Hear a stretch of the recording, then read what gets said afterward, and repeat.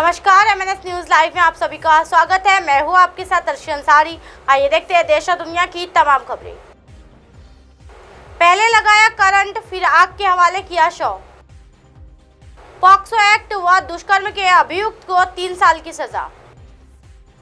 BSc nursing second year परीक्षा पर रोक, मामला हाई कोर्ट। आइए देखते हैं खबरें विस्तार से। पहले लगाया करंट, फिर आग के हवाले किया शव। जी हाँ, महाराष्ट्र के नांदेड़ में ऑनर किलिंग का केस भी सामने आ चुका है। बेटी के प्रेम प्रसंग से नाराज परिवार के लोगों ने उसका कत्ल कर दिया। लड़की की जान लेने वाले माता पिता, मामा और चचेरे भाई भी मौजूद थे। जी हाँ, पुलिस ने हत्या के आरोपी पिता, मामा और चचेरे भाइयों को हिरासत में ले लिया गया है। फिलहाल आरोपी मां को गिरफ्तार नहीं किया गया है। पुलिस केस में आगे की कार्रवाई भी करने में लगी हुई है। दरअसल घटना नांदेड़ के लिंगबाग थाना इलाके में पिंपरी महिलपाल गांव की है। जी हाँ, पुलिस को गुप्त जानकारी मिली थी कि गांव के रहने वाले जनार्दन जोगनदंड की बेटी कुछ दिनों से नजर नहीं आ रही थी, जो कि bachelor of homeopathic medicine and surgery तृतीय वर्ष की पढ़ाई कर रही थी। फोन करने वाले ने लड़की के कत्ल का शक जाहिर किया। जी हाँ, जानकारी मिलने के बाद गांव पहुंची पुलिस ने जनार्दन जोगनदंड से उसकी बेटी के बारे में पूछा, लेकिन पुलिस को इस सवाल पर संतोषजनक जवाब नहीं मिला। इसके बाद पुलिस ने सख्ती से परिवार के लोगों से पूछताछ की तो ऑनर किलिंग की बात सामने आ चुकी है। जी हाँ, लव अफेयर के चलते टूटी थी लड़की की सगाई। पुलिस की पूछताछ में सामने आया कि जनार्दन जगदंड की बेटी का गाँव के ही युवक के प्रेम प्रसंग था। बेटी का गांव के ही युवक से प्रेम प्रसंग था। ये बात घर वालों को पसंद नहीं आई थी। मना करने के बाद भी बेटी का युवक से संपर्क खत्म नहीं हुआ था। इसी दौरान परिवार ने बेटी की सगाई किसी और से कर दी, लेकिन लड़की के लव अफेयर की बात लड़के वालों को पता चल गई और संबंध टूट गया। जी हाँ, इस बात पर परिवार के लोगों को बहुत गुस्सा भी आ गया।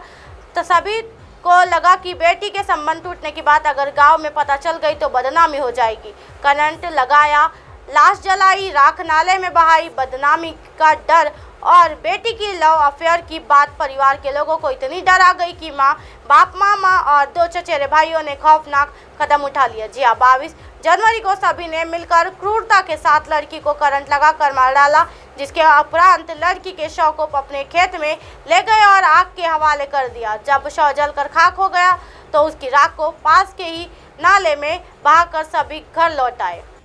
पॉक्सो एक्ट व दुष्कर्म के अभियुक्त को 3 साल की सजा।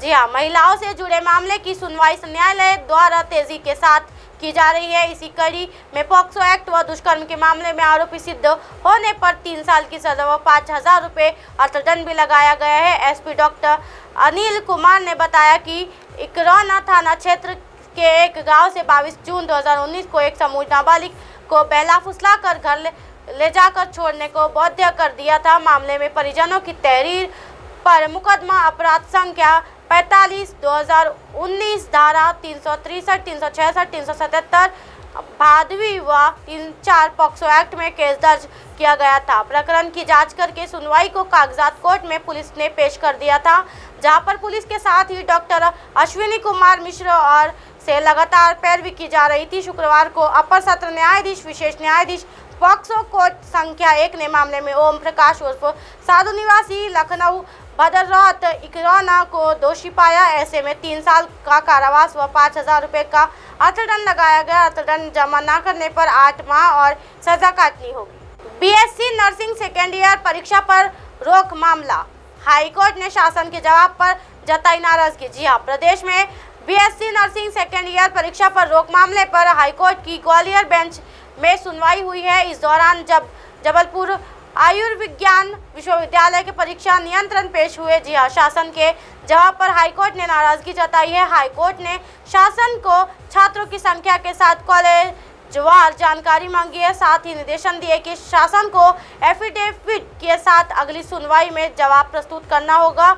अब इस मामले की अगली सुनवाई 2 सप्ताह बाद होगी। जी हाँ, गौर करने वाली बात यह भी है कि बीती सुनवाई के दौरान अभी सूचना पत्र के संबंध में परीक्षा नियंत्रित के नोटिस की जारी हुआ था, जिसमें शासन को बिना नामांकन, बिना संबंध बुद्ध वाले नर्सिंग कॉलेज से जुड़े छात्रों को जानकारी शासन को पेश करनी थी, लेकिन शासन ने पेश किए जवाब में सिर्फ 661 छात्रों की संख्या बताई, बाकी अन्य जानकारी पेश नहीं की, जिस पर हाईकोर्ट ने नाराजगी जाहिर करते हुए अगली सुनवाई में पूरी जानकारी एफिडेविट की मांग की है। जी हां, हाईकोर्ट में याचिकाकर्ता ने सुनवाई के दौरान ये मामला भी उठाया है कि रसूखदार लोगों से जट्टे जुड़े नर्सिंग कॉलेज को विश्वविद्यालय द्वारा सपोर्ट किया जा रहा है, जो सीधे तौर पर छात्रों के भविष्य के खिलवाड़ को दर्शाता है। आपको बता दें कि 19 सितंबर को जबलपुर आयुर्विज्ञान विश्वविद्यालय की तरफ से एक अधिसूचना जारी की गई थी, जिसमें कहा गया था कि बीएससी नर्सिंग सेकेंड ईयर की परीक्षा 2022 आयोजित की जा रही है। इस परीक्षा में कुल नर्सिंग छात्र विश्वविद्यालय के विद्यार्थी संबंधित एवं नामांकन के अभाव में परीक्षा में सम्मिलित हो रहे थे। ऐसे विश्वविद्यालय और उनके विद्यार्थियों के लिए विश्वविद्यालय परीक्षा आयोजित करा रहा था, जिसको लेकर हाईकोर्ट की ग्वालियर बेंच में एक जनहित याचिका दायर की गई थी। हाईकोर्ट ने इसको गंभीर लापरवाही माना था, साथ ही परीक्षा पर रोक लगा दी थी।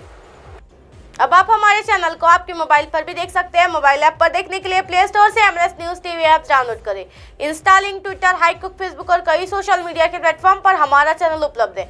आप इसे यूट्यूब पर भी देख सकते हो। आप हमारे चैनल को लाइव भी देख सकते हो www.mnsnews.com पर। फिलहाल वक्त हो चला दर्शकों ब्रेक का। ब्रेक से लौटने के बाद देखिएगा देश और दुनिया की तमाम खबरें। बने रहिए एमएनएस न्यूज पर। नमस्कार।